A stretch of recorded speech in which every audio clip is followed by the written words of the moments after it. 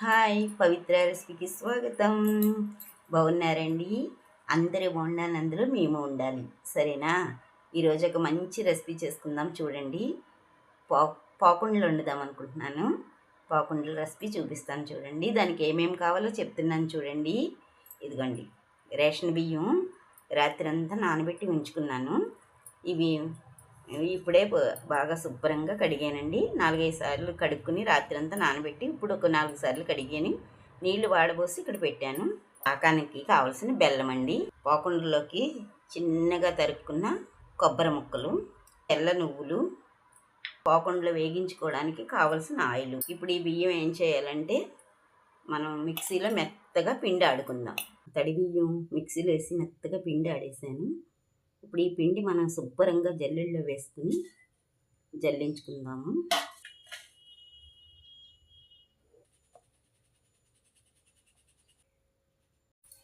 ఇదిగోండి, పిండి మొత్తం జల్లించేసాను జల్లెడితో. ఇది మనం ఇలా నొక్కు పెట్టుకోవాలి.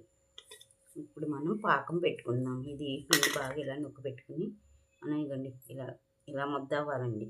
ఇలా అన్నప్పుడు ఇలా ముద్ద అవ్వాలండి. మనం పాకం పెడదామండి. అంతే, పిండి ఇలా పక్కన పెట్టేసుకుని పెడదామండి. స్టవ్ వెలిగించి ఇక గిన్నె పెట్టి ఇందులో బెల్లం వేసి వాటర్ వేసాను. ఇది పాకం రావాలండి. మనకి ఇలాగ చక్కగా పాకం చేసేసరికి ఇలా ముద్దగా అవుతే అప్పుడు పిండి ఇందులో వేద్దాం. ఇదిగో చూడండి, పాకం రానిద్దామండి.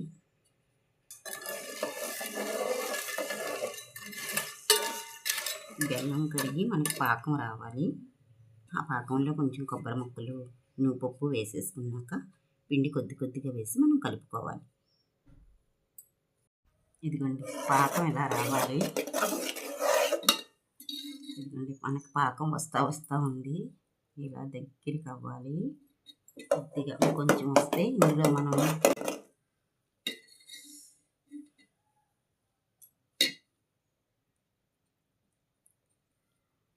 ఇదిగోండి ఇలా ఇలా రావాలి. వచ్చేసింది. ఇదిగోండి ఇలా ఇలా దగ్గరికి అనమాట. ఇదిగోండి వచ్చేసింది.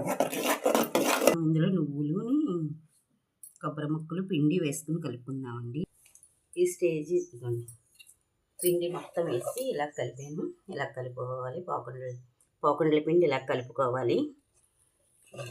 చూసారా? ఇలా ఉండలు లేకుండా చక్కగా కలుపుకోవాలి. ఇది మనం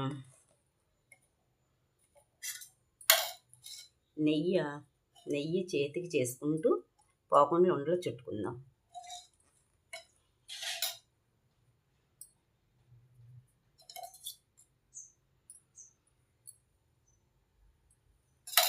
నెయ్యి చేసుకుంటూ ఇలాగా మనం పాకుండలు చుట్టుకుందాం. చల్లారిపోయిందండి, పాకుండలు ఉండలు చుట్టుకుందాము.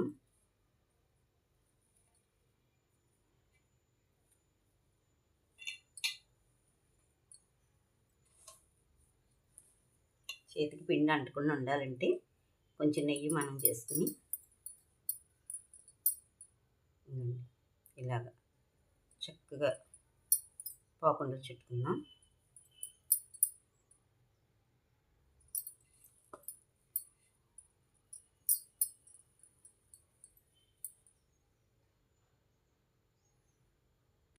ఇదిగోండి, పాకుండలు చూడండి ఎంత బాగా ఎగుతున్నాయో.